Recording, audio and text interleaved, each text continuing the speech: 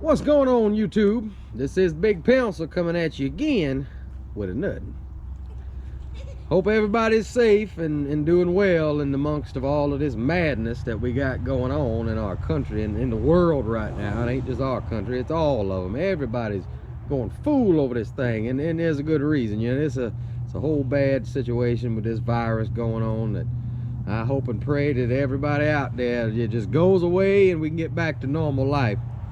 But you know, we just gotta do what we gotta do, and it doesn't shut us down at work for a couple, it says a couple weeks, but guaranteed it's gonna be longer than that. And it's what, Tuesday, and I'm already bored, slammed, stiff, and you know, we can go do stuff as long as you got a private landing at the lake. You can go put in at the lake and fish, but I don't have a private landing, and there's probably a few I can go to, but I'm just not a real big lake fisherman. The river ain't quite right to go to. Been trying to hit up a pond or two here and there, and I've been in the turkey woods a couple times, but ain't had a whole lot. I actually went this morning, didn't have no luck. Seen more mosquitoes than anything else.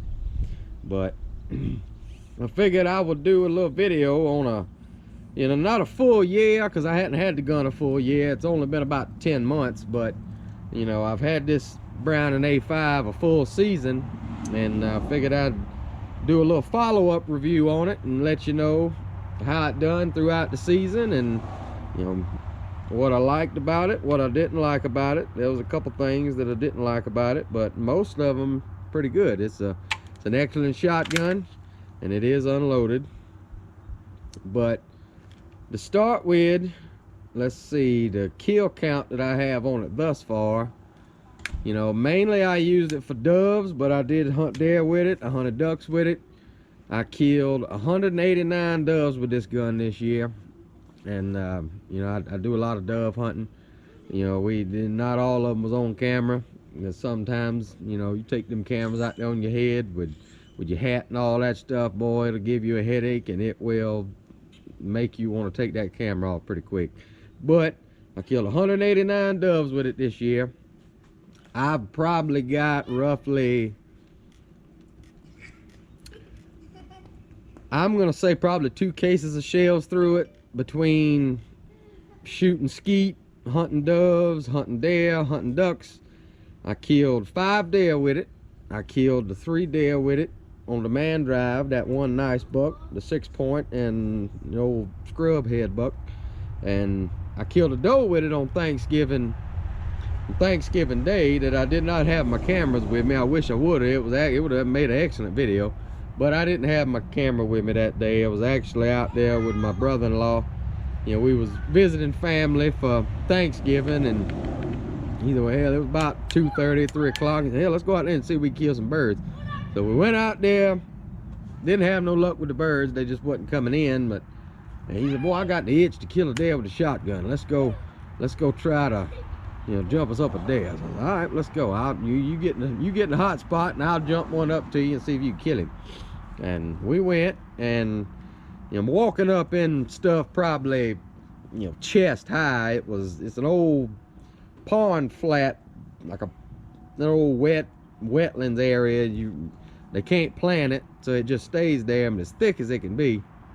Them deer pile up on the edge of that thing, and I just so happened to jump one up. It got up right under my feet. I didn't see what it was till it got out into the field. It was an old big doe, and I rolled her up with one shot with the old A5 here. And I did kill that one, and I killed the 7-point, you know, early in the season that I shot laying in the bed. So now I did miss a couple with it, and a couple of them was probably my fault. You know, a couple of them, I don't know how I missed them there, but I missed a couple of fast movers that I didn't really have a whole lot of hope to hit anyway. But I'm gonna tell you the things that I like about it. It is a reliable, very reliable gun. You know, I shot probably, you know, I'm gonna say close to 500 rounds out of it, and I had one malfunction that I'm not 100% sure if it was the gun's fault or the ammunition's fault. I've been shooting the same shells, you know, Winchester 1-ounce loads, them 1350 feet per second 1-ounce loads, and I had one hang up. but I actually killed the bird that I was shooting at. I mean, I didn't need a follow-up shot, but you know, the gun hung up that one time, and it only was when the shell come out, it didn't quite kick the shell out. It was caught probably about halfway, and it got stuck in the chamber. But that was the only malfunction that really I had with the gun throughout all those rounds. And I cleaned it one time. I cleaned it one time after opening day. We got rained on, and it was, no, I cleaned it twice. I cleaned it twice. I cleaned it that day, and then we had another hunt later on, early part of the season. It was, no, that was the first part of migratory season. We was out there. It was so wet and nasty and rainy. It was the most miserablest dove hunt I believe I've ever been on in my life. I got my limit of birds, but it was my God, it was a hard limit of birds to get. And I had the A5 out there, and during that time the gun got soaking wet. I mean, all of us I had a poncho on, I had a wetsuit on the whole time, and you know, there was no way I'd have been able to stay out there if I didn't have that on. But the stock got wet, you know, of course, and it basically turned the gun like gray. This old Touch finish got slapped gray. All the stock and the, you know, the forearm got like a bright gray. You know, once it dried out, it, you know, it went back to being black again. But you know, that Touch, I'm not crazy about the Touch at all. But you know, other than that, that's the only times I've cleaned it. You know, really I just cleaned it just to make sure it didn't rust on me, make sure it didn't rust. And I went through, and you know, I took the whole gun apart, took the bolt out, took the receiver apart, took all this stuff out of it, wiped it all down, put fresh oil on it, took the choke tube out of it, put fresh oil on it. And I know I got all the water out of it and put fresh oil on the choke tube. This choke tube was extremely difficult to get out.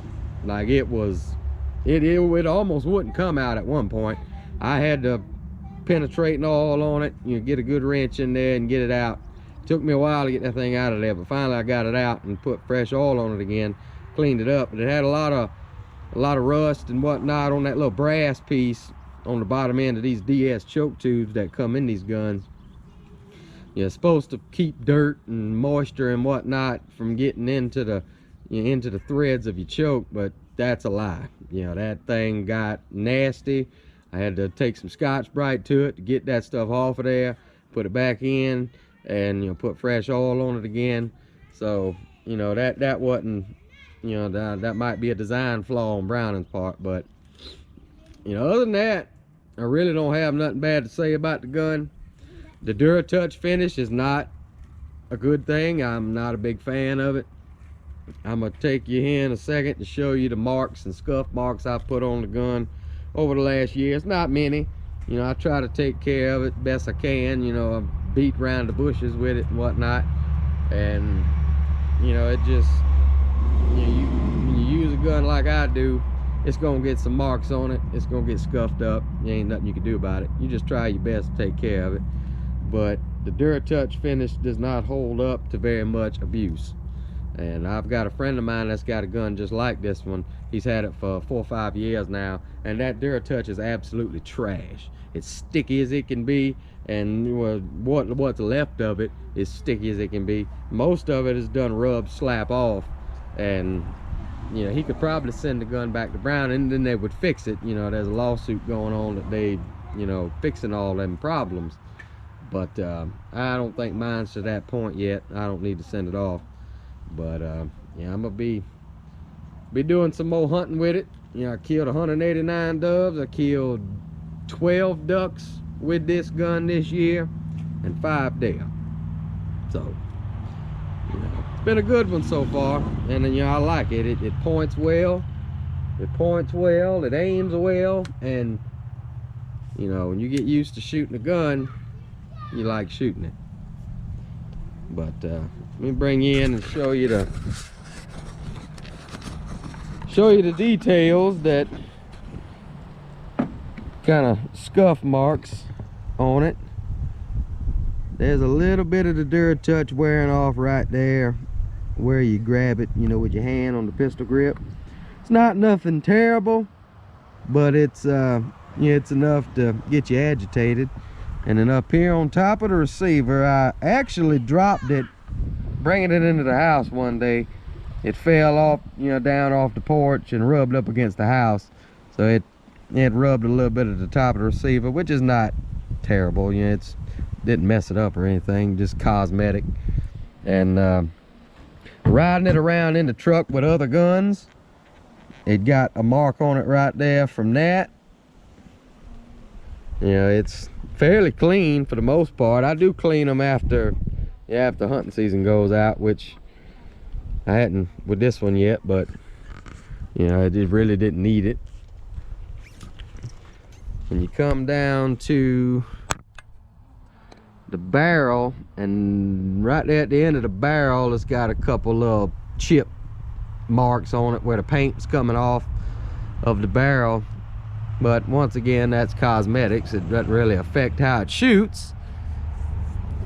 And the paint started coming off of the bead, the white bead in the middle, but that's not really that big of a deal. It wasn't. A couple little paint marks on the barrel, little chips and whatnot, that was coming off of it. Other than that, the gun's still in good shape. It held up quite well in what I put guns through. I had that 1187 of mine for a lot of years, and it still looked fairly new whenever it was stolen. So I think I'm pretty tough on shotguns. But I think that's just what I wanted to do today. Didn't have a whole lot else going on with this shutdown and all in effect, and figured I'd tell you what I thought about the gun after a full season of use. Would I recommend it? You dang right I'd recommend it. It's a good gun. It's served me quite well, and it's going to serve me quite well in the upcoming season. And one other issue I did have, and I don't think it was the gun, I think it was actually the ammunition. I had a misfire, and I'm fairly positive it was a bad shell, because I had some shells that got wet. I fell down in the swamp a couple times one day, and all the shells in my pocket got wet. Well, it was right toward the end of the season, and I didn't have my camera on me that day. I forgot to charge it up the night before, and it was down in the pine bottom there, and I had a one lone dog coming up to me, and I was sitting there waiting, and well, finally the dog got up to me, and it wasn't running nothing. Well, I figured out why. It was trailing, and it was trailing the deer that was laying in the bed probably 20 foot from me. It was in some big myrtle bushes, and well, that dog trailed around me and walked up to the back side of that patch of myrtle bushes, and the deer got up and just about ran slam over the top of me. And there was a big doe. I threw the gun up right on the deer, and click. I was, oh Lord, click. No shell. I had the shell in the gun, but it was a bad. The primer hit it. It hit the primer. The firing pin hit the primer pretty good. And I actually put the shell back in the gun and tried it again, and it still didn't do anything.